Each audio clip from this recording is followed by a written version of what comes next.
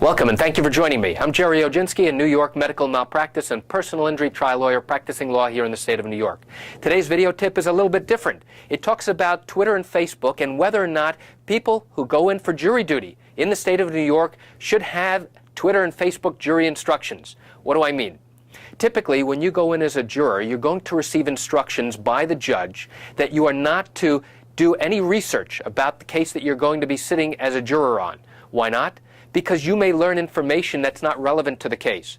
You're only supposed to be deciding this case based upon the testimony and documentary evidence that comes in during the course of trial in court. When you're called for jury duty, you will get an instruction by the judge that you are not to discuss the case with anyone, not only the jurors who are sitting with you listening to the case, but your family or anybody else. Why? Because those other people did not have the benefit and do not have the benefit of hearing all the testimony and seeing all the evidence in the case like you do. Well, what happens when, in today's prevalence of social networking sites and going online, like Facebook and Twitter and MySpace, where people share information, and Google, how easy is it to go ahead and do a search on the topic that you're sitting as a juror on? Let's say it's a medical malpractice case and a perforated colon that occurred during a colonoscopy. Let's say you want to learn more information that you're not getting at trial. Can you go onto your computer and do a Google search about that information?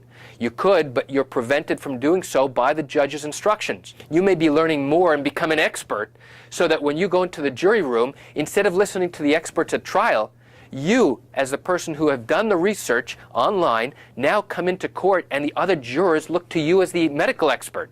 Should jurors be given an instruction specifically that they are not to go online, they are not to do a Google search, and they are not to use Twitter and Facebook and MySpace to talk about the case that they're sitting on?